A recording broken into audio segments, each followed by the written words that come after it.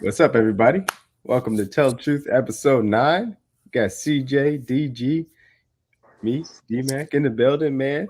Coming off a fresh 31 to 17 win for the Chiefs in Las Vegas over the Raiders, man. 30 Went out what?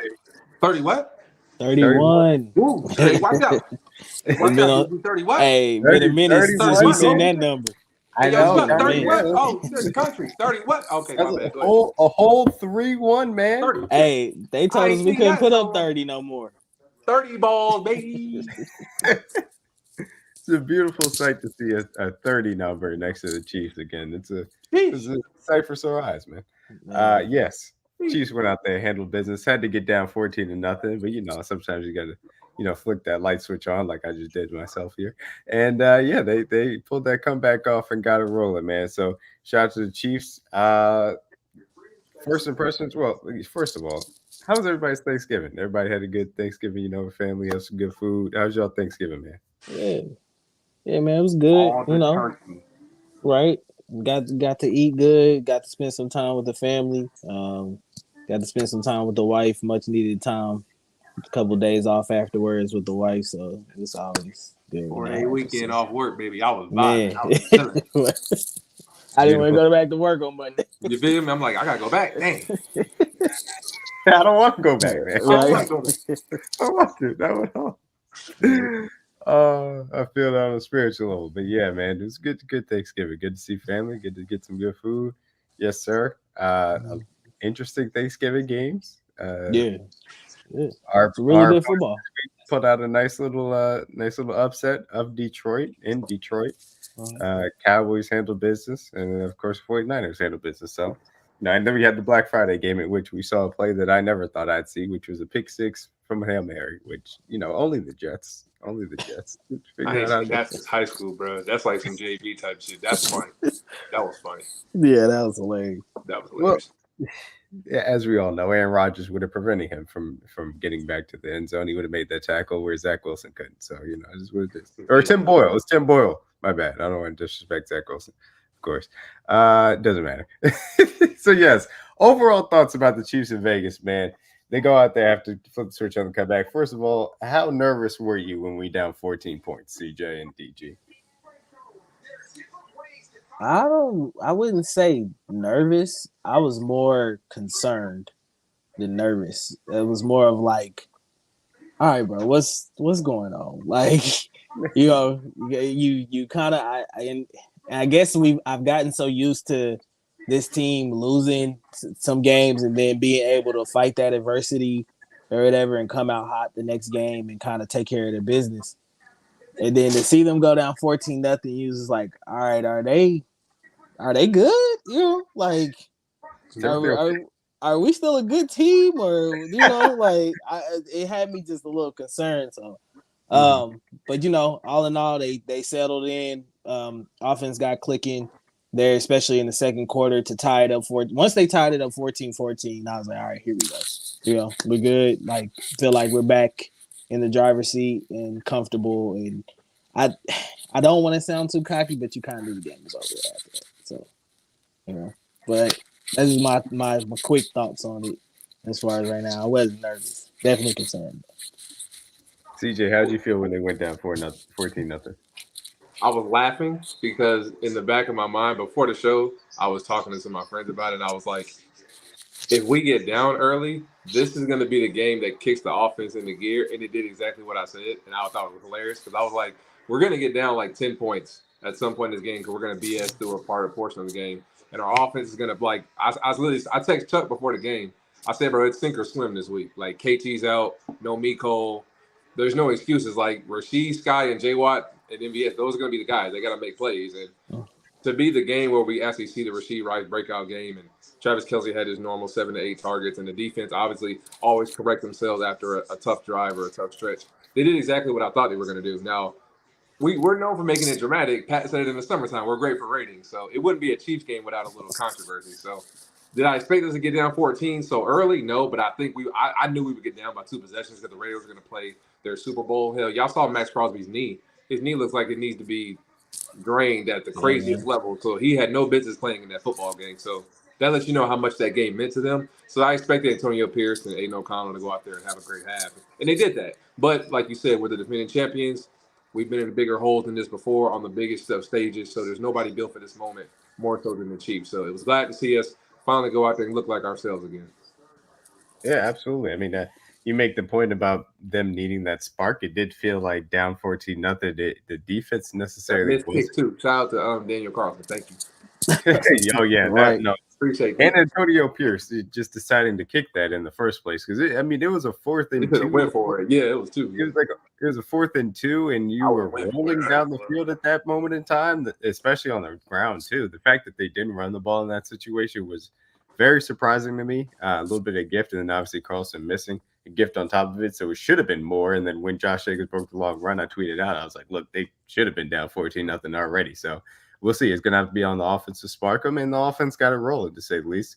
And that's exactly why we're going to start off talking about that offense specifically. And if they have, turned the corner in some respects from you guys' perspective, what did you see overall as far as game plan, wide receiver rotation, offensive line play, Mahomes, etc., that you liked? And do you feel like this is a spark moving forward? Go ahead, CJ. I mean, eventually we knew like the receiver room was going to have to be like addition by subtraction. And it's actually kind of funny because in the AFC Championship game, we talked about it all week. When everybody went down, you kind of forced guys to put in positions that you have to make plays because you, like I said earlier, you have to work with what you got. Like it's sink or swim. There's nobody coming to save you. We're not rotating guys. You have 3 or 4 to work with, and you have to make the plays when your number's called. And we finally did that this week. And we've been saying it all year. The 3 guys touching the ball the most should be Travis Kelce, Isaiah Pacheco, and Rashee Rice. And for that to actually come into fruition this week, that was a godsend to see. So for Rashee Rice to get 10 plus targets and have his first 100-yard game of his career, it's only the beginning for him. We knew what kind of guy he is, and making catches outside the numbers, his yards after catch. I think he's at 8.8 yards per catch after the catch now. I think he's second in the league right now. So we knew what kind of guy he is. We just wanted to see the volume. And actually, and it's funny because remember that tweet that Diana Rossini put out for the game that they self-scouted themselves? I'm like, well, you had a whole week off a week before, so I don't know what more self-scouting you needed to do. But for them finally to do the things we've been begging them to do, to give your best players in football at high volumes at key moments of times, second and short, third and short, on the goal line, Pacheco running in 2 touchdowns, not 1, I said 2, Chief Kingdom. So for us to actually run the ball in moments where we need to run the ball, giving the ball to your best players, actually running man beaters versus man and zone beaters versus zone, it was a good thing to see this offense. So apparently if this self-scouting report that they said they did, if that was the kick in the butt we needed to get going, then so be it. But I think they just coach football the correct way, the things we've been seeing on film all year, for sure. What about you, DG? What were your overall thoughts on the offense? Yeah, it's like I've been saying the last couple of weeks. I think they just got to a point where they just went ahead and finally simplified things. Stop with the long, complex option routes and guys trying to read coverages, leverages, and whatever, and just kind of go out there and just put the ball in your best player's hands. Let Isaiah Pacheco do his thing, let Rashee Rice do his thing, and then that in turn opens up things for Travis Kelce. But I also think they did a good job of getting other guys we kind of hadn't seen in a while involved. Sky got some touches in there when needed to be, and I thought Noah Gray was a nice piece of adding him in there, especially a couple of those passes over the middle. But yeah, man, they just got back to doing the little things again, taking care of their business on third and short, not putting themselves in third and longs. Even the touchdown that Rashee had, I think it was on third and manageable, like 3rd and 6 or something like that, or whatever. So staying in within those distances and knowing what they actually are, in the absence of drops. I think Rashee was the only one that had a drop or whatever. You kind of live with those growing pains with him being a rookie. He's not gonna make every single play out there or whatever you want him to, but at the end of the day, that's just impossible. So yeah, I just think they got back to being simple, not overcomplicating things, not making these guys think too much, and that kind of plays off to what CJ said about Diana Rossini tweeting that out. She kind of said that in her tweet.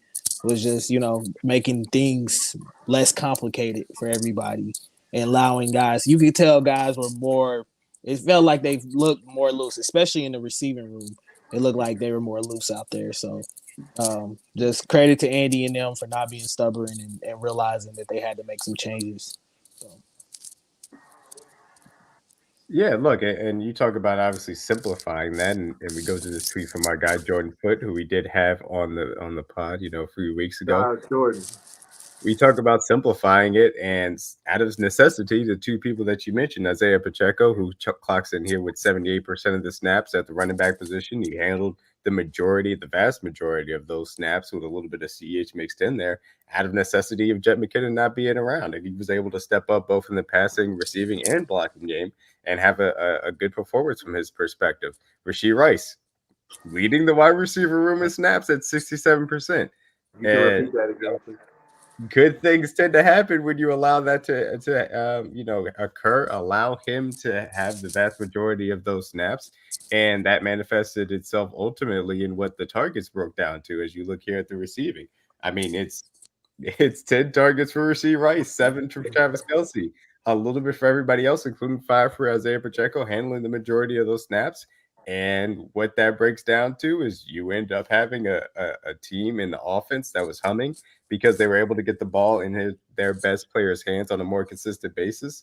And certainly you were rewarded for giving those guys those targets. And so ultimately, when you look at those aspects, I think that you could see, hey, you're using your best players to the maximum efficiency.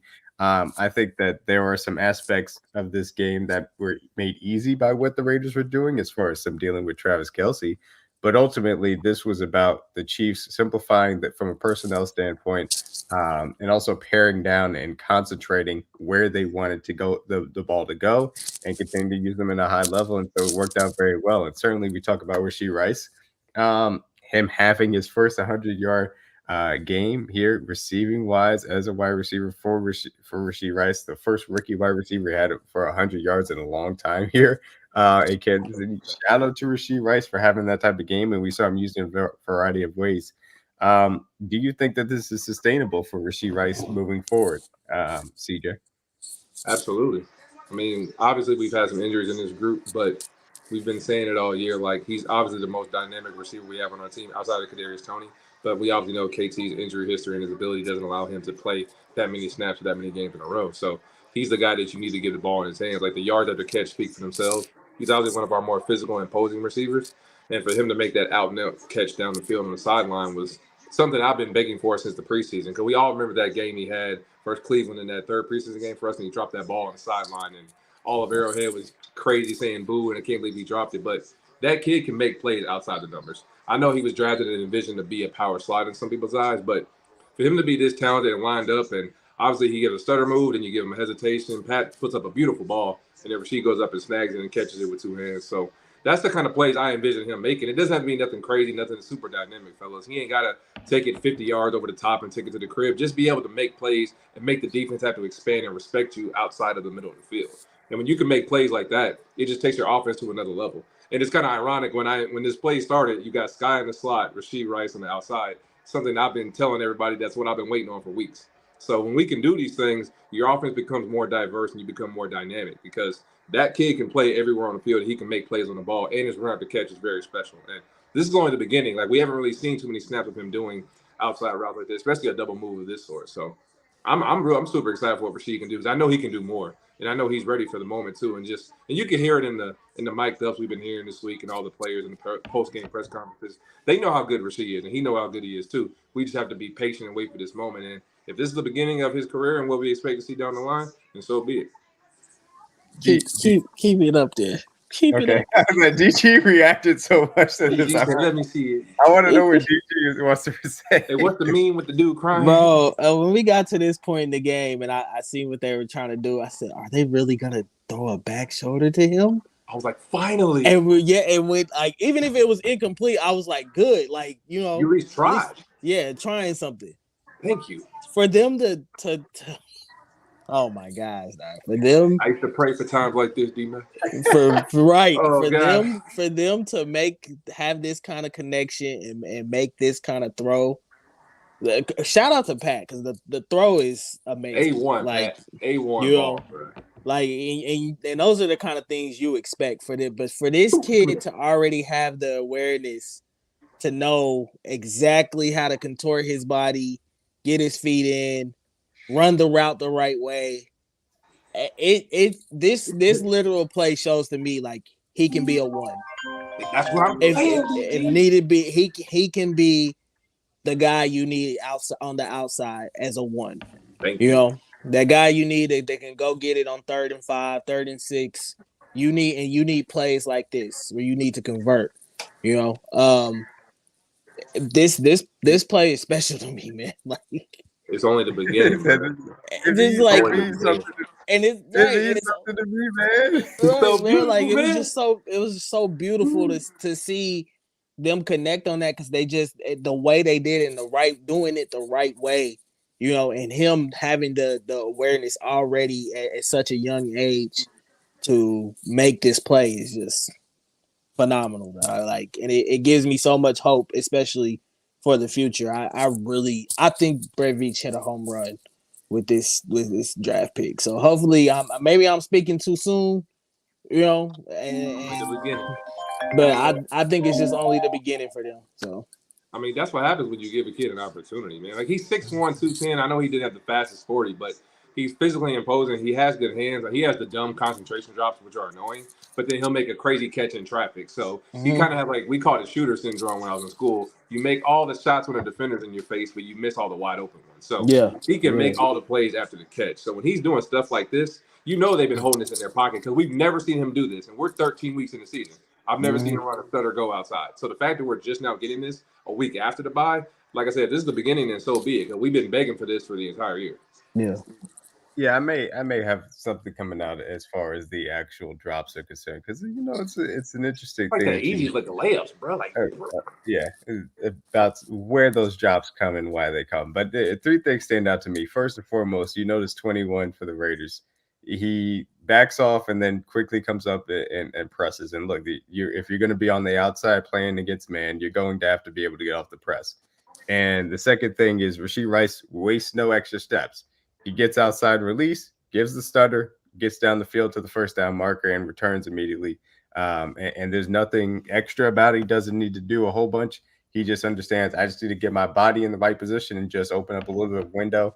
And the third thing is about that window because this right here, I mean, that ain't much of a window, but that's a gorgeous throw by Patrick Mahomes. I mean, that is on the money. And Rashee Rice turned at the perfect moment in time. Great body control, keeps both of his feet down, keeps the ball away from the defender. Even if he did have a chance to swipe at it, he would not have been able to knock it out. Just a great connection to see from both of those guys, certainly. And look, you need more of that. I tweeted out, if this is the type of stuff that you can see, because we saw it down the stretch, Juju started to get used like this in the back half of last season, where they trusted him for those certain times where they could throw those comeback routes, those back shoulder fades, those I believe you can win at the catch point routes versus man-to-man coverage. That is an important thing that they do need to have as an option. And Rashee Rice gives them the ability to do those sorts of things, in addition to some of the crossers, the drag routes, the yak stuff that we've seen from him. And we saw from him specifically in this game. But having that trust to do those things is a different level that they certainly need to get to. And I can't wait to see more of it down the stretch. They need to continue to use him in this way. And if you have a guy that you can use in that manner, everything else as far as your offense is going to open up. And that's the important part. And I will also bring up specifically, since we're talking about Mahomes darts, we do have to bring up his best throw of the day, of course, the one to Kelce on this crosser. That's top five. He ear-holed Divine Diablo here, who had no idea the ball was coming. He just automatically appeared in Kelsey's hands. Y'all remember that throw last year versus the Rams, and he ran the same type of sail route? That's the exact same ball. Literally the same one. Can I say something real quick? Go ahead. For Diablo, bro, this is one of them plays. It ain't nothing you can do, fam. Nope. It's just a key. Sorry, not the Rams. It was Seattle, the Seahawks. My bad. Ain't nothing you can do. It's nothing you can do about it. It literally goes right here, bro. It's like over the defender. Like he's not even looking, and the ball goes right by. That's one of them plays. I already know he's looking on film. Like, bro, like it's my home. He's literally getting into his drop before he even gets to his hook curl. Like the minute he turns around and running with Kelce, the ball's already out right now. And then he throws it off platform. Is the crazy part, bro. Like 4 defenders around him, bro. He's an alien, bro. This window doesn't exist. I mean, literally, like if it's a foot over, hits him in the helmet. It's just it's awesome. That's the type of stuff that Mahomes could still do on a regular basis. The only reason is sometimes a lot of these guys are not catching the ball. Fortunately, Kelsey caught that one, and like we talked about, only one drop, and there was kind of inconsequential screen by Rashee Rice over there. Or no, that was on the comeback, which we talked about. That was not a great drop, but certainly. That was the only drop of the day, really the only mistake of the day. This was a team that stayed generally, mistake free. Few penalties here or there, you're going to deal with it.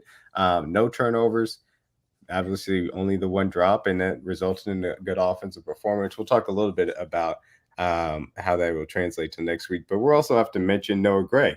Had a nice little underrated game, got them out of some tough spots, and the fact that they are going to continue to use heavy personnel as often as they are, as they should. Noah Gray has to be a receiving factor, and he was able to do that. You can see that it's not a great route running skill set, but it is the ability to be there when they need him to be and be reliable, catching the ball, and then also can get a little bit of yards after catch on a consistent basis from Noah Gray.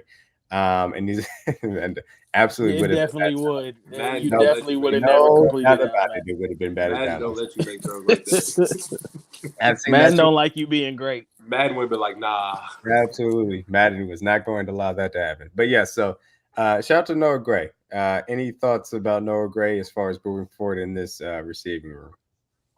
I mean, I've been saying it even in the Eagles game. I love it when we go 12 personnel. We did it last year. It just gives teams a different look because you have to match up with guys when you go 12 personnel because they don't know if you want to put more DBs on the field. They want to go more linebackers. You don't know what the goal is. And then obviously we know Noah and Trav can both play outside. They both can play in line if they need to. They both can block and chip in times of need. So having two tight ends you can put on the field, it puts a defensive coordinator in a bind because a base defense for most teams includes 5 DBs. So if you see two tight ends, you're thinking, oh, they're going to run the ball. So let me put 3 linebackers out there. The next thing you know, Noah Gray split out in the slot or Travis Kelce on the outside.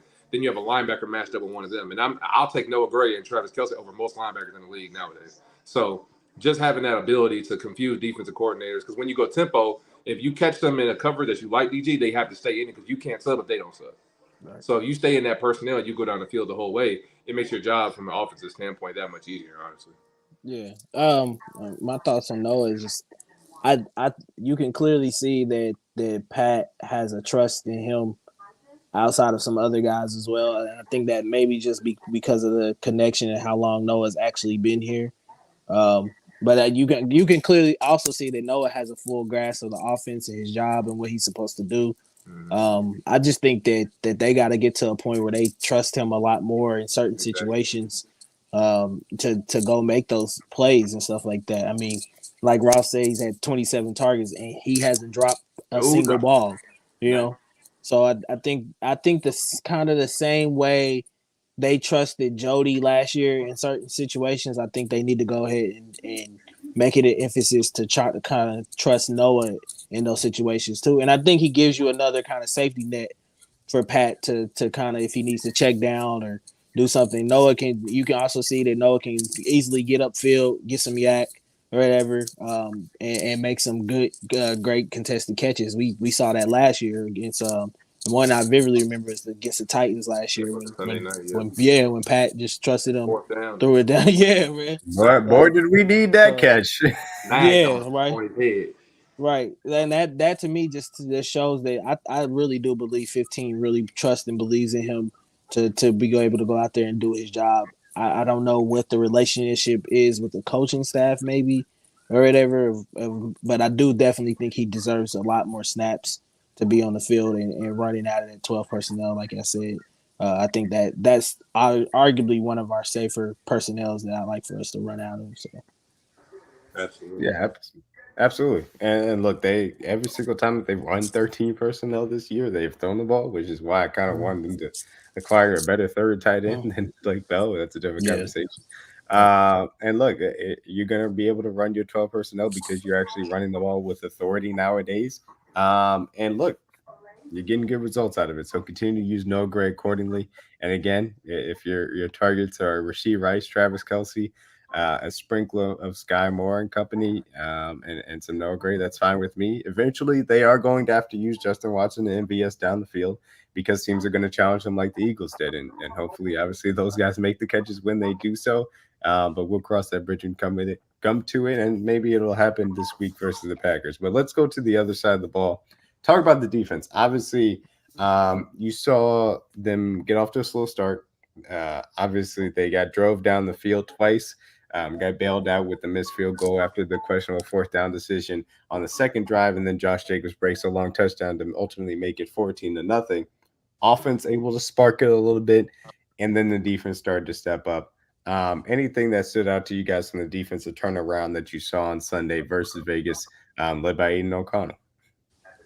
They just started getting stops on early downs. I think we were giving up too many yardage on first and second down. And like we've always said, you got to earn the right to rush. And I think we did that toward the second half, definitely toward the end of the second quarter. Those first couple of downs and those first two drives, they were just popping us for like 4 or 5 yard runs. And then next thing you know, Josh Jacobs busted the long one, some terrible angles and a missed tackle by Mike Edwards that you ask him, he'll definitely believe he can make that play. But overall, like they made some mistakes. And I think there was simple like run fits and staying in your lane and staying in your gaps. But overall, like Devontae Adams making a couple big catches you live with because, I mean, he's Devontae Adams. He's the best receiver in the game, in my opinion.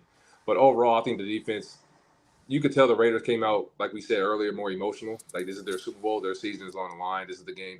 If anything, they want to win. They want to win this one. And they played like it, and they made plays on the ball. And Josh Jacobs and Devontae Adams are two of the best in the league, so you can't get too mad. But from a defensive standpoint, I think we mixed up our coverages in the second half. We got more pressure on Aiden O'Connell. And like I said, we stopped the run on first and second down, giving us the right to give up those mixed packages and put more blitz pressure on Aiden O'Connell, making it tougher for him to get rid of the ball. So I think we just did a better job of stopping the run in the second half. And obviously not having Nick Bolton out there for this stretch, like we're going on 4 games now, has been tough on this defense, but we've handled it as best as we can. So obviously getting him back will be a big boost to this defense. But obviously we've said it all year. When you stop the run on early downs, it gives you to earn the right to rush. And I think when we rush and we send our packages, we're one of the best teams in the league as far as getting pressure on third down for sure. Yeah, absolutely. Go ahead, DG. Yeah, I think for me, you can't expect them to always play at a high level like they've been all season. Then that's kind of how I felt in the first quarter. Like you kind of felt like, man, well, maybe this would be the game where they kind of have a little bit of a letdown. It's a division opponent; they know you well, so you took the punches. But to me, I feel like they did a great job of taking the punches and then counter punching. Especially better more in the second half. And I saw a lot of attitude from them. You could tell guys really wanted to go out there and compete. Keep the lead, especially when we went up. And they just did a good job of being a lot better, like earlier CJ said, on first and second down in the second half, and just making plays on the ball. This year, I want to say another thing too. This year they've been doing a phenomenal job of tackling as well too. It's not a lot of missed tackles. I know that's just more of an attitude thing, but you can clearly tell this defense wants to, outside of Mike Edwards on that run. That was a bad one. Took like the worst angle of his and life. Then he just let him stiffy. I was like, yeah, I was like, but then again, I chalked it up. It's Josh Jacobs. He's one of the better backs in the league. Yeah. So, but all in all, I think they made it a point of emphasis to kind of play with some more attitude and be more coherent of getting stops on first and second down in the second half, and that ultimately led to the turnaround or whatever. So, and then credit to Spags for dialing up some timely blitzes, especially in the second half. That one that Trent had where he had his knockdown pass, very timely at that point in time. Yeah, absolutely. We'll get a little bit into the pressure looks that we saw and later on in the show, and then also as we talk about previewing next week as well.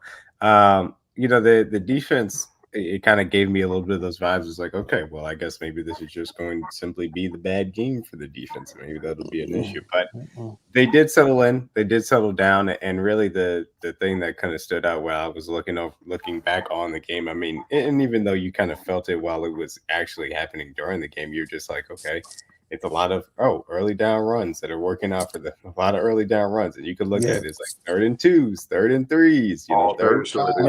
It seemed like they first and second down, man. They was getting 6-7 yards. They lived in 3rd and short. Yeah, right. Yep, 3rd and 1. Even the 3rd and 11 got down to 4th and 1. They were still, they decided not to get onto it, and obviously Josh Jacobs run. But then after that, it's 3rd and 10, you get off the field. 34, you end up getting off the field. 34 again, you give it up, but 3rd and 6, you get off the field. 3rd and 8, 3rd and 10, you see the twin coming here. 3rd and 10 again, 3rd and 8. So when you get into those situations, ultimately you're able to put the defense into a bad, behind the sticks where you necessarily aren't. They're not going to be comfortable getting into that drop back game, and that was able to work out for him. And early on, a little bit of issues trying to hold down Davante Adams, but after a really quick start, we saw, L'Jarius Sneed be able to turn it on and be able to give you a good effort once again on a great wide receiver. Ultimately, Davante Adams probably gave him the most trouble out of any of the one wide receiver ones that he saw throughout the entirety of the season so far. But Davante Adams is a really great wide receiver. And even so, he was still able to leave his mark and really give him some issues. So, look, a little bit of disadvantageous situations for the offense. L'Jarius Sneed able to step up and take away Davante Adams as a target, and we saw that continue to happen. So, talking about L'Jarius Sneed specifically in the season that he's put along in a contract year, which is undefeated. Shout out to Perez there, man. Rest in power to him. How do you guys feel about L'Jarius Sneed and where he ranks amongst the league? I mean, a guy that can go on and take on the number one wide receivers of the game, the best of the best. I mean, where do you guys put that kind of guy as far as the best in the league? I mean, this year, if we're talking about like the top corners of the league, I think he's been a top 10 corner this year. Now, we want to have a debate about top 5. Obviously, there's been some guys that have missed the season due to injury, like Denzel Ward's been in and out the lineup. Jalen Ramsey missed half the season. But just based off this year alone, I think he's easily been a top 7 corner, in my opinion. Like you said, the numbers prove it themselves. He's winning against the best of the best. Like literally, like outside of Jamar Chase, which we're going to see them in a couple of weeks, which kind of doesn't hold too much weight without Joe Burrow. But he's winning against Tyreek Hill, Justin Jefferson, Devontae Adams, Amon-Ra, Keenan Allen. There's nobody this group hasn't seen. And this dates back to last year as well. So this isn't anything new for Spags. Coach Merritt, who's doing an amazing job this year, and Sneed himself. And obviously Trent's taking the next step, which we wanted to see. But Sneed's had such a big role for our defense, playing in the slot. And I know some people kind of limit him to that because that's what we asked him to do. And then this year he's predominantly playing outside, and he's doing a hell of a job out there, limiting receivers to big plays and not giving up as many touchdowns as we'd like to see. And like D-Mac said, the outside of that first half, in the second half, he didn't give up not one catch to Davante Adams. That's the definition of what a true professional corner does, is you go into halftime, make adjustments. In the first half, he was kind of getting a little bit on the edge, and you kind of listened to the mic'd up that they dropped an hour ago, and I was listening to it. He said you need to calm down and settle in, because he was getting a little too aggressive. And we've said that over the weeks, like he gets about one hand to the face call per game or holding, and I'll live with that because as your CB1, you want him to be aggressive, especially when you're going against a receiver like Davante Adams. If you're timid and you're soft, he's going to eat you alive because he gives you so many releases off the line. He knows how to jab inside, stab out, kind of double move releases. So you have to be able to keep him off his game. And you can kind of hear them kind of talking to each other. He was trying to talk to him, and Sneed says, "I'm not really with the talking today. I just want to play."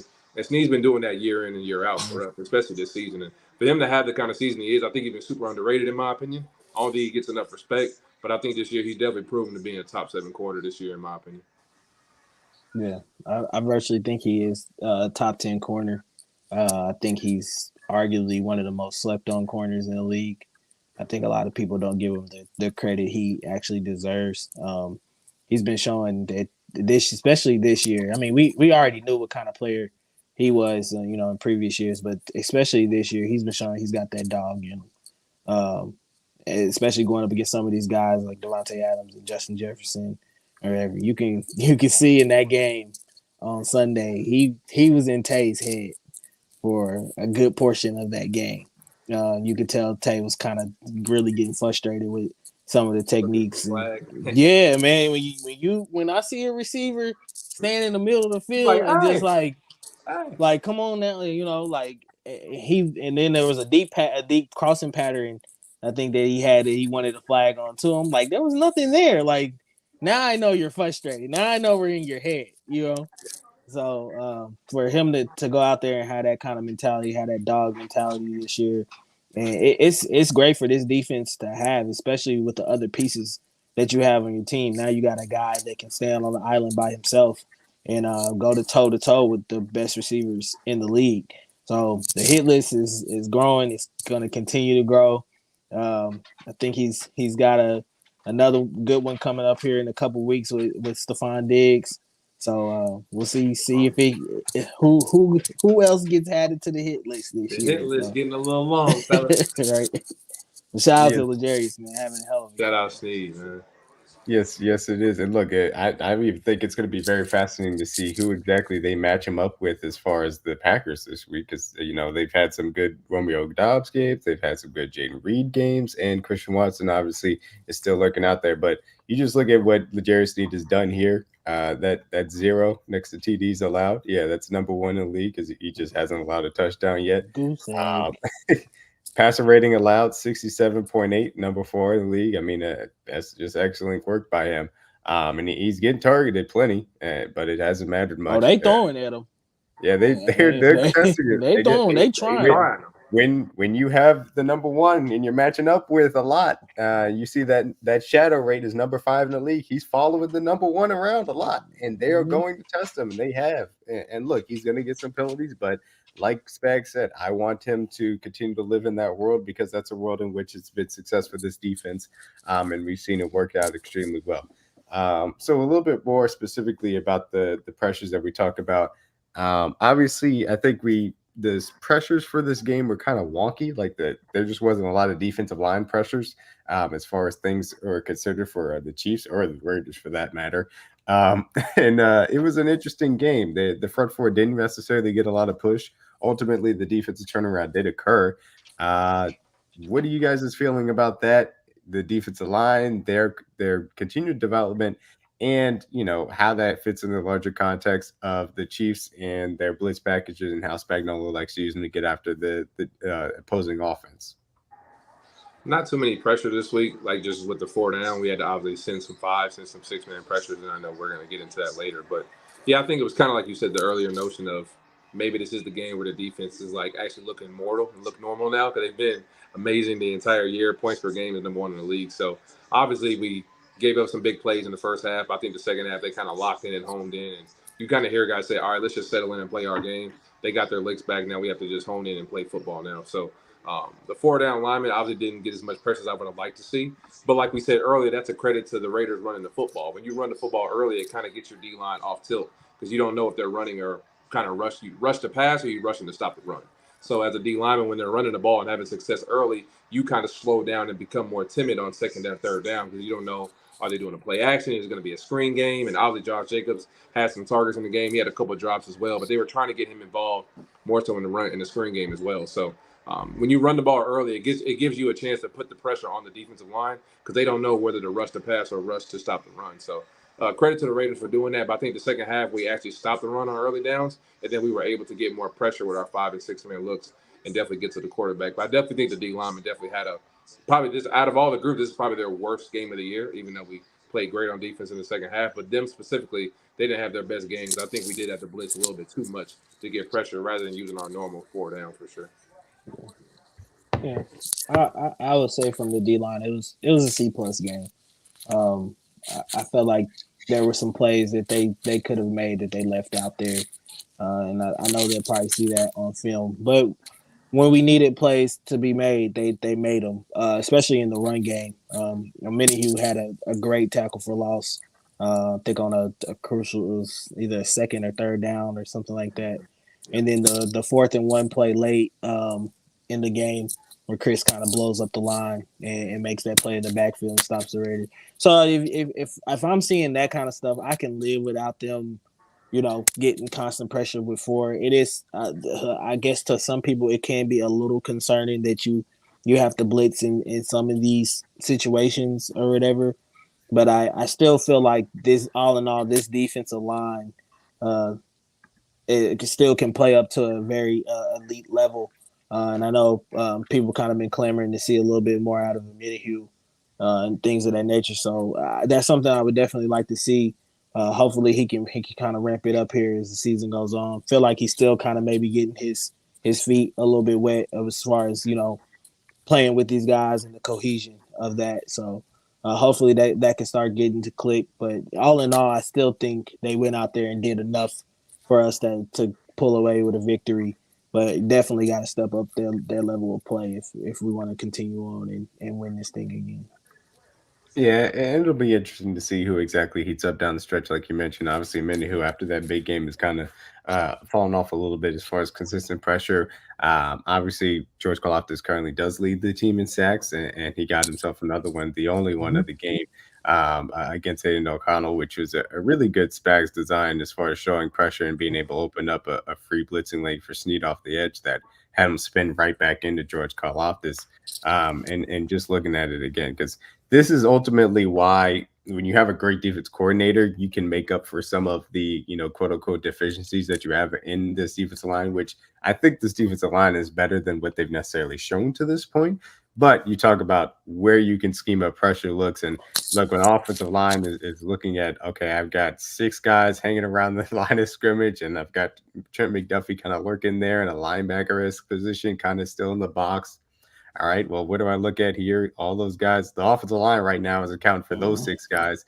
And then you're just going to all of a sudden see Snead fly into the picture off the slot blitz. And then, that's a free runner at Aiden O'Connell. He's got to pull down the ball. And that's where George Karlaftis could come in and clean it up. And I have a little bit of an interesting thing. We'll talk a little bit about George Karlaftis later on.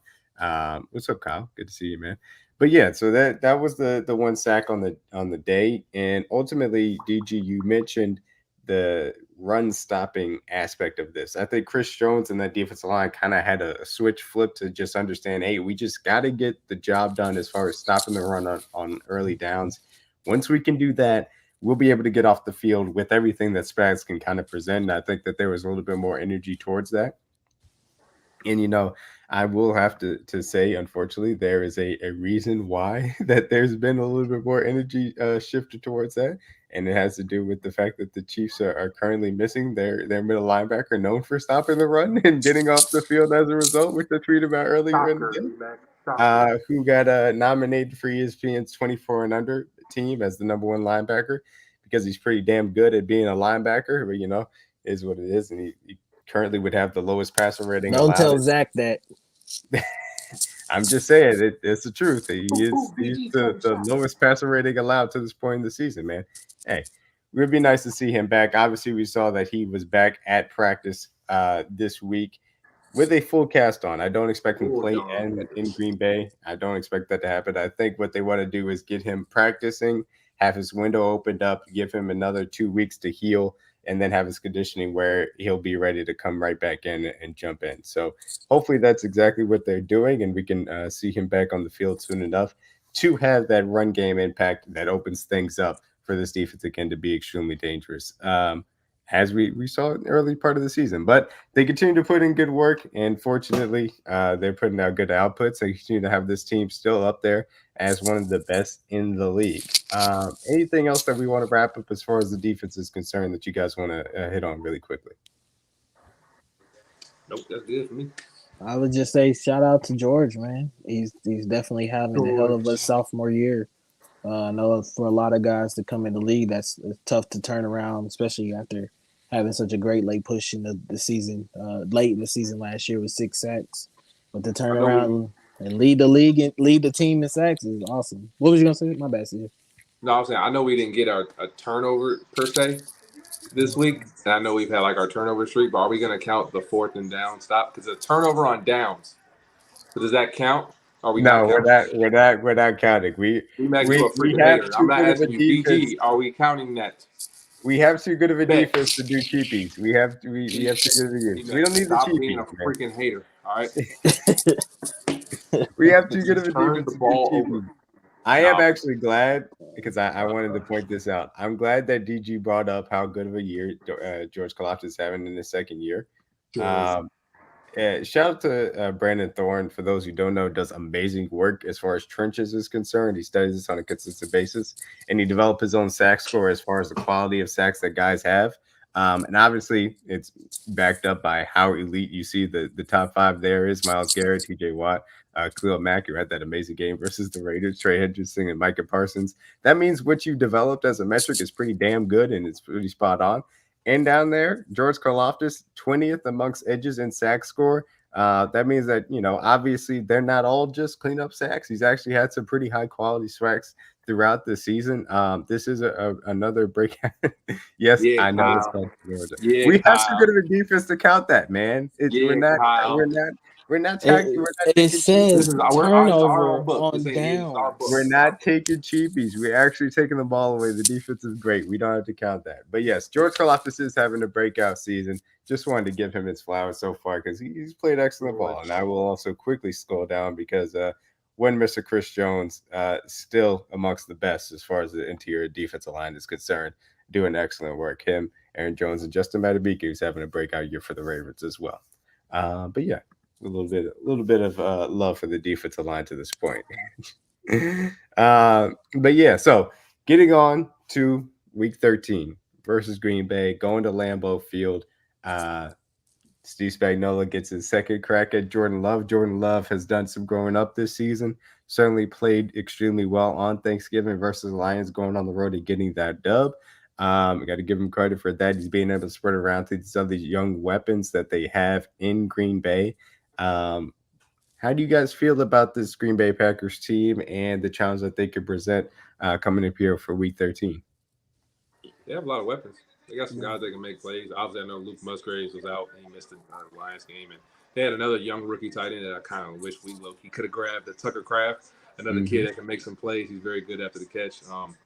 They have obviously Aaron Jones. I know he's been banged up. They sat him out last Thursday to probably be ready for this game Sunday night. So I expect him to be not 100%, but I expect him to be out there. But they got some names that people should pay attention to. Jaden Reed, like D-Mac said. Obviously, Romeo Dobbs was there last year. Christian Watson in his second year. So they have a lot of guys that if you put the ball in their hands, they can make plays. They got a bruiser and A.J. Dillon.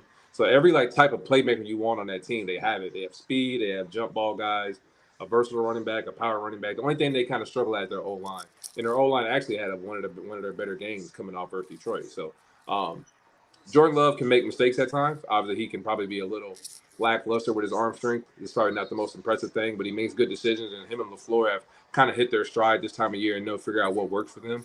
Obviously, they try to get the ball out of his hands early and try to let guys make plays. And when they take their shots, they take their shots. And I expect Christian Watson to get a deep shot or two this Sunday. So I expect Snead obviously going to have his work cut out for him. But I think the biggest matchup for them is obviously going to see how they use Aaron Jones. He's their best playmaker on offense. He's their most dynamic player.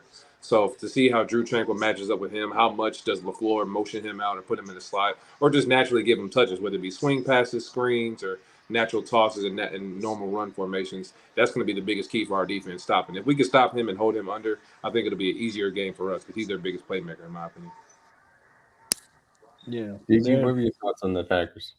Yeah, young team. I feel like they're at a point where they're really still kind of trying to figure things out.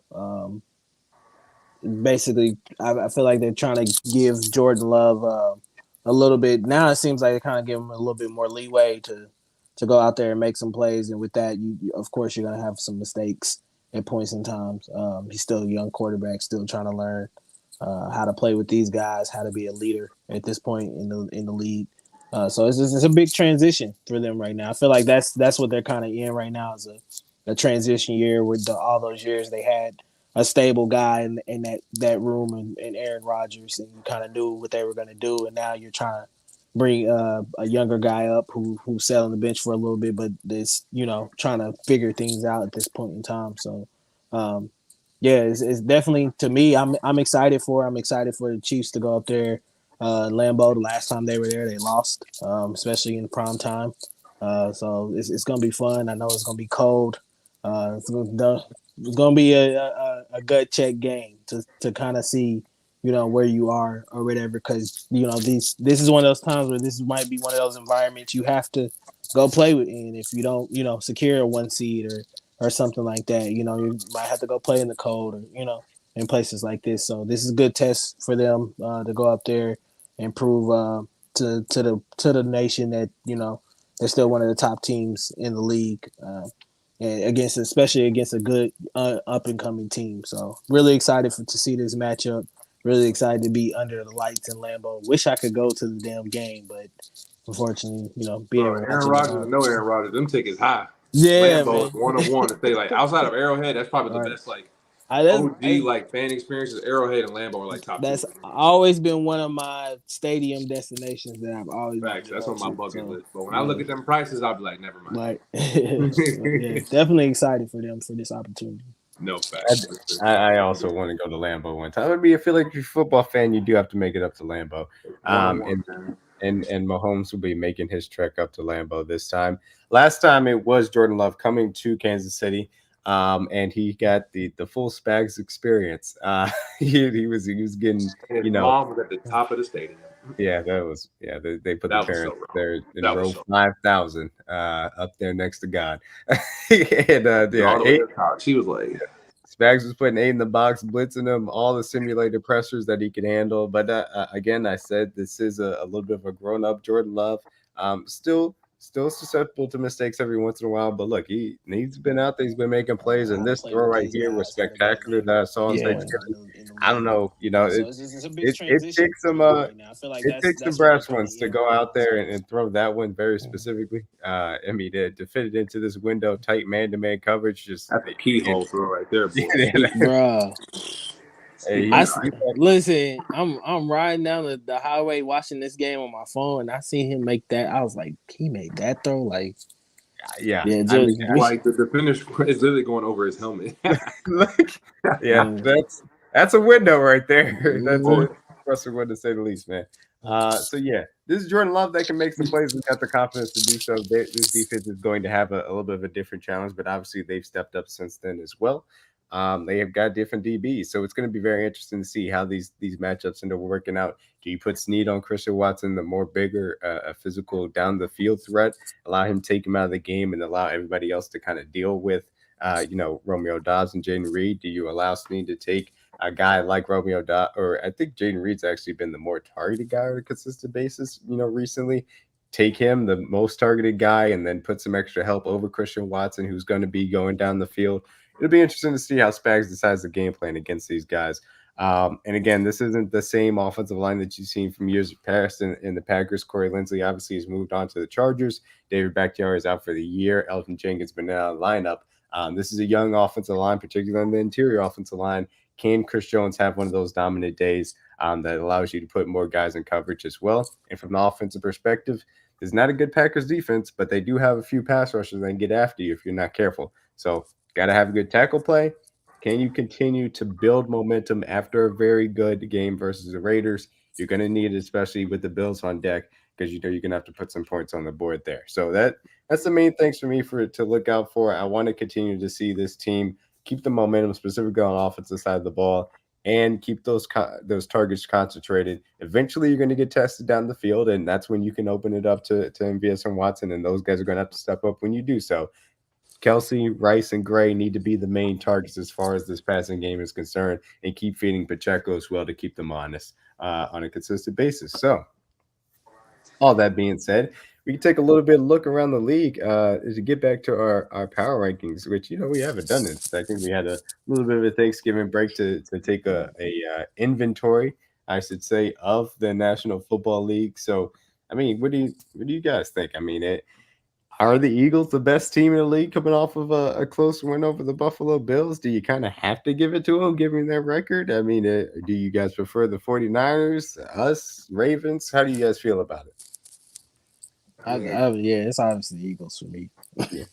They find ways to win. Obviously, some of it's kind of fortune from other teams making mistakes, but when teams only have one loss, they're finding ways to win football games even when it's ugly. So that's the mark of a good football team, because we did that before. So finding ways to win games when you're not playing your best, that's what a good team looks like. So yeah, I'm cool with Philly being one. Yeah, to me, they're the top dog right now. They're playing their best ball in the most crucial situations, and that's what's ultimately helping them win games at this point in time. It doesn't not look pretty, but you find championship teams find a way to win. So back-to-back weeks and rain, weather, bad weather, slate. Right. They figuring out ways to win. You gotta give them the credit. Yeah. Yep, absolutely. So, I mean, as far as the number 2, 3, and 4 teams, I think it is us, the Ravens, and 49ers. Do you guys think that, one of those teams should be over the others? You can make a case for us. 49ers are playing pretty good ball, obviously, right now. Yeah, I would put the Niners over us and the Ravens for sure right now. I think that they're both sides of the ball are kind of clicking for them. Right now, and they're obviously about to go up against a really tough Philly team. So I guess it gives them kind of a chance to see where they stack up, especially this year. And I know they're kind of out for revenge, especially after what happened in the NFC Championship game. So it should be a good game. But I think they're playing their best ball right now. So I'll put them over us and Ravens, of course. I think that's fair. And look, I think that as of right now, I'm going to give the Ravens a little bit of a nod over us to get a half game lead. Still, even though we still are in position if we do win out, in which we would end up being the 1 seed due to tiebreakers and the Ravens not having their bye week yet. But I, got to give them credit. They're playing very good football. And right behind us, I do have to give it to the Cowboys who continue to beat up our bad teams. They'll have a little bit of a test here on Thursday night tomorrow versus Cowboys in Seattle. And then they have a big test coming up against, the Eagles, 49ers, people of that nature. Well, not 49ers, but the Eagles specifically. Can they get over the snide versus Philadelphia and really try to take a little bit of a control in that division as well? Shout out to you, Harold, man. Shout out Harold, bro. That's funny.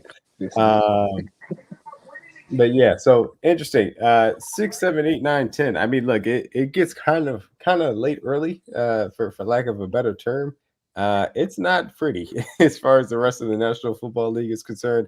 I mean, do you guys have a team that stand out to you? I mean, Dolphins, Lions, Browns, Steelers, Colts, Texans, Jags. I mean, Jags are playing very good. They obviously beat the Texans. I think that they could have a definite case for being that 6th seed. Personally, I mean, do you guys have a team that stood out to you guys? Yeah, I would say the Jags could be a 6. Yeah. Mm-hmm. I mean, good win on the road in Houston. That was obviously not a tough game. I mean, that's obviously a tough road win to go there and do that. So they needed that game. I'm cool with Jacksonville. Yeah, they needed that one. Right.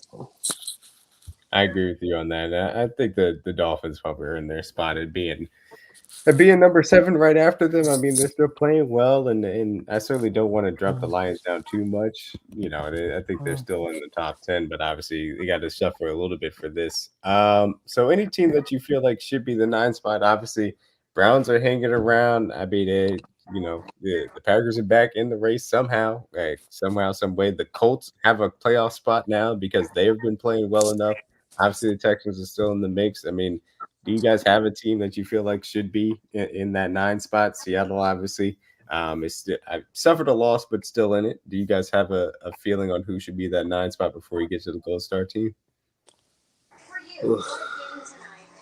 I want to say Pittsburgh, but do we believe in Pittsburgh like that? I don't either. Hey, they fired Matt Canada, and they got their first 400-yard game. They're winning. Is that all they needed? They're winning. I can't get too mad. We said the same thing about Houston. They're winning. Doesn't look pretty, but I think that especially for the offensive side of the ball, there's too many deficiencies on that offensive side of the ball. Kenny Pickett is still a liability to me. Said that about Cleveland. Their offense is deficient, but the difference with Cleveland is that defense has been playing so well this year. No matter if it's DTR or Flacco, just take care of the ball, run the ball. Italy, baby. Oh boy. Right. Take care of the ball and run the ball. I feel like that defense can get you, get you the ball back and win games for you. In my personal opinion, I still think it's the Texans. The Texans have played great ball up to this point. CJ Stroud has obviously been in the talks about MVP. At this point of the year, I think that young core is really coming together, and DeMeco's got those guys really believing. Like I said, I think they're going to be a team that when we get down to these playoffs, they might knock somebody out, just because they have nothing to lose at this point. Like, they're not even supposed to be here. They're obviously ahead of schedule, so that would be my team that I would put at 9. But that's just me. I like the Browns too, but I just the quarterback situation. I'm not loving it. Hey, look, we can run down this. I'm not mad at you at all because I don't believe in the Steelers' offense. I don't care. Hey, congratulations on getting your 400-yard game. I don't believe in you still. It is what it is. It's been good. Browns, You big kid. If you're starting Joe Flacco, as far as I'm concerned, you're not a serious team. It's unfortunate what happened to the quarterback position, but yeah, you're not serious team. Great defense, excellent defense. You're starting Joe Flacco. I can't take you seriously Boy, oh whatsoever. boy. I do think, and look at me personally, I have a soft spot for Seattle in this part, but I think that they might be walking into a slaughter right now on Thursday night. So I don't necessarily want to publish them They being don't might. They kind of are. before that Welcome happens. to the Terror Dome. No Cam Walker. Boy, oh boy. I will say I do think the Texans are a good person because I don't think that they lost to a bad team. I think that they played a tough game, a game that could have gone to overtime. Yeah, if it doesn't get doinked off like 1 inch, they win the game. Just barely missed being able to get that job done as far as the kick was concerned. I think the Texans do deserve to be in that 9 spot. And I will say the team that I want to give the gold star spot to is the Indianapolis Colts because they've been able, without Anthony Richardson going out early in the season, they've kept it together, had their defense kind of galvanize itself to play at a high level, even with releasing Leonard at the linebacker position. They've been able to pull themselves back into playoff contention with Gardner Minshew. Shout out to Shane Steichen and the ability that he's continued to have that offense roll. They're going to be missing Jonathan Taylor here for the next month. That sucks. We'll see how it ends up happening as far as that's concerned, but they got good protection. What exactly was his injury? Was it ankle again? Thumb, I believe it was his thumb. I could be wrong. Dang, that's tough. Yeah. But yeah, they've gotten good production out of Zach Moss early in the year, so to me, that's that gold star spot. Personally, I agree with Kyle. The Texans are not necessarily a huge threat, but they are definitely a fun team to watch, to say the least. And yes, I think they could be a threat towards like if they're playing somebody like the Jaguars, Kyle, like a division opponent. They match up with them because they see them so much. If they ended up playing somebody like a Miami, they could probably give them issues. When it comes to like us or Baltimore, I don't think it would be that much of an issue, even though they played the Baltimore extremely tough this year. But I think when you play some of those, like obviously the top tier teams in the AFC, I think it's like us and Baltimore. And then obviously you have like Jacksonville and like obviously Cleveland and all the other teams trying to get in. But I think Houston can give some teams some issues, mainly Jacksonville, just because they see them so much. They know how they operate. So both games have been very close this year. Yeah, I agree with you on that. I think that they certainly could give Jacksonville some issues. You talk about Miami. I think that their defense has been better since they got their corners back. But for the year, that changes things. That absolutely does. I think that they could go toe-to-toe in a type of shootout in Miami, and it's not like you got to worry about the elements in Miami. So it could be a very fun wild card matchup if you end up getting that in the first round, to say the least. I love that matchup. That'd be super fun. Yes, it would be. But yeah, so that'll be the power rankings this week. For tell the truth, we'll get that out to you on the graphic later on as well. So yeah, all that's left, we'll give a quick update specifically on the pick'em. CJ is leading about 63 win percentage. I'm at 61%. DJ's at 59%. We'll continue to see how this continues on in that pick'em. People ain't doing their job, man. Yes, I pick these games. Do y'all stop job? playing with me? I'm the one, not the two. I'm the one. So they're not doing their job, man. Hey, it's what it is. I wish they would do their job a little bit better too. I need some people to step up. None of us picked the Packers on Thursday. I know I did. I did not. I didn't. None of us did. I picked the Lions. Yeah, I showed the Lions. But it was noon. I thought it started at 1 and it started at noon. I'm sitting there, I'm 2 plates in at that point. I was like, oh great. There's a game going on right now. I was like, I had no idea. Right. I was just no. But shout out to the Packers for being able to get the job done, man. 7 years straight the Lions lost on Thanksgiving, boy. I wasn't shocked. I mean, I wasn't surprised by them losing. No, yeah, they almost lost to the Bears the week before, so it wasn't division. Crazy. Yeah, I thought they would play better because it's on primetime and you just played terribly. But to do it again in back-to-back weeks, their old line's been kind of struggling. I'm not going to lie. That Lions team is looking a little concerning, like we said earlier. So, This is just a little bit. Just still a good team, just concerned. Secondary's not that good. They kind of get beat over the top a lot. Yeah. They'll say they beat us, though. Yeah, I mean, we can gave it to you literally and figuratively, but okay.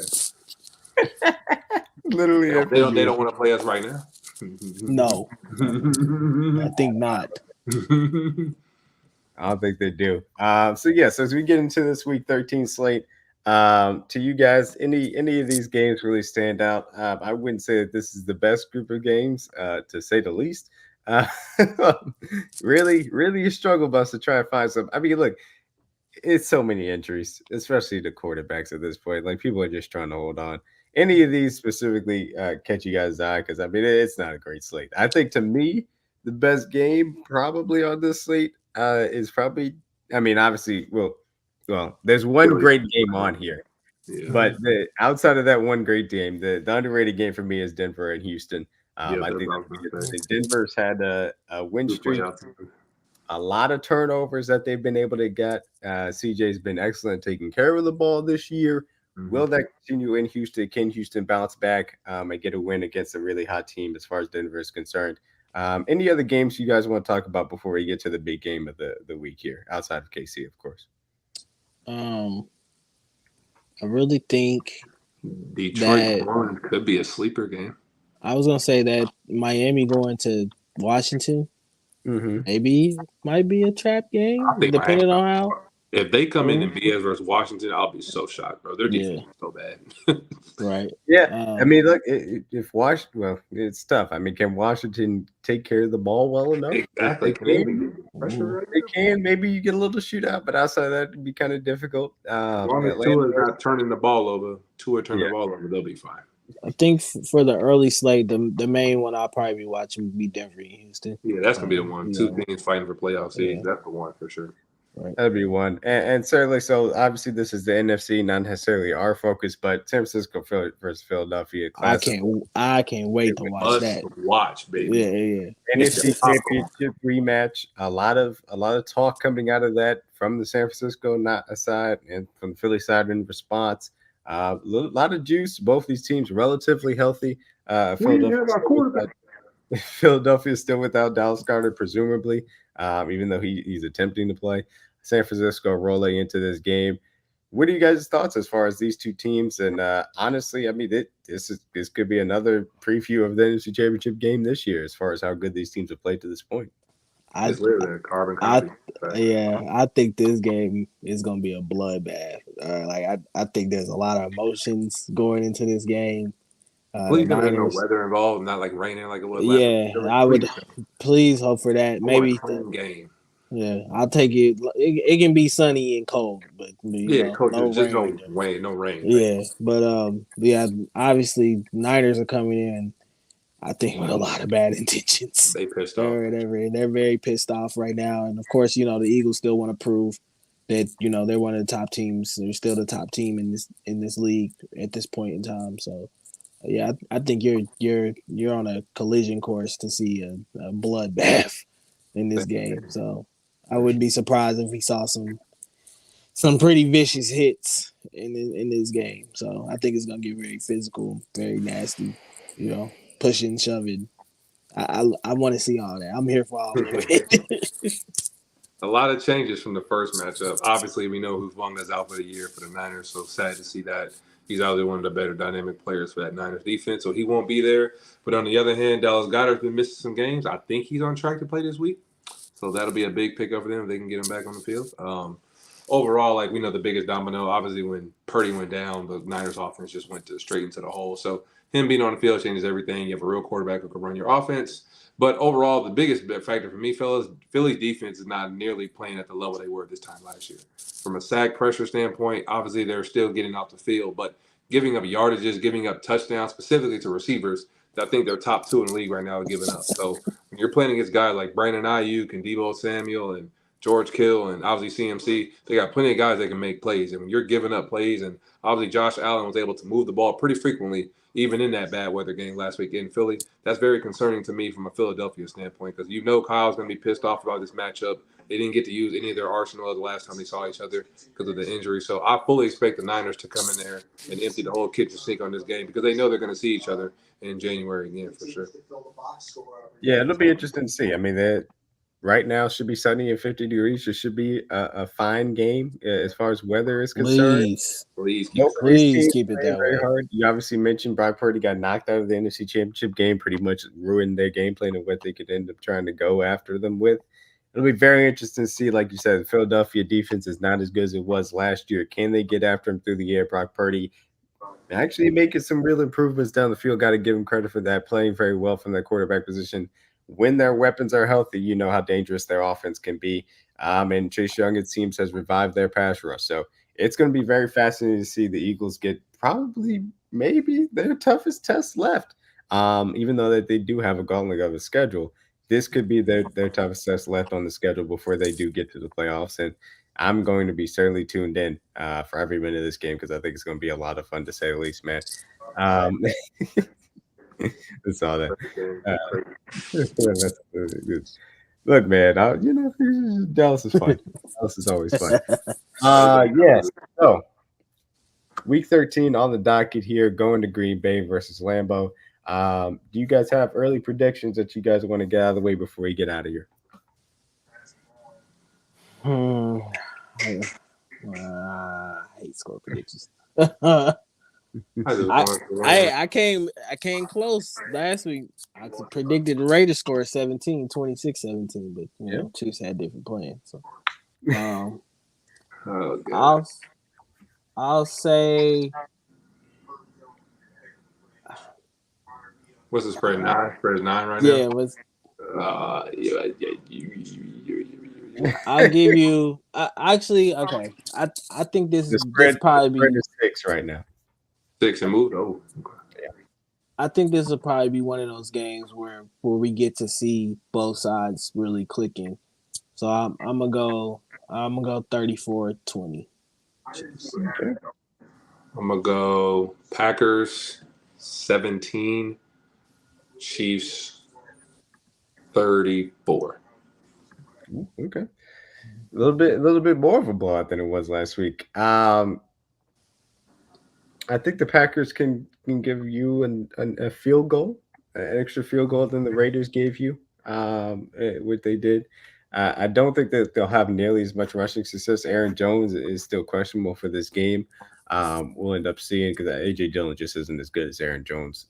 Doesn't present as many problems. I think that their offensive line can be had, to say the least. So, I think that we get it rolling as far as offense is concerned. I think it's going to be a 30-20 kind of victory for the Kansas City Chiefs going to Lambeau. But we'll end up seeing, man. I think it'll be a solid game.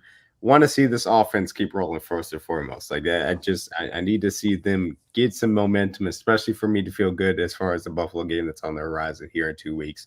So yeah, that's my general feelings on the game, man. Everybody, thank you guys so much for coming in to listen to us and Tell the Truth Pod, man. Be sure to like and subscribe. Make sure you share it as much as you can on social media. Shout out to y'all, man. For CJ and DG, I'm D-Mac. Peace out. Peace. Peace.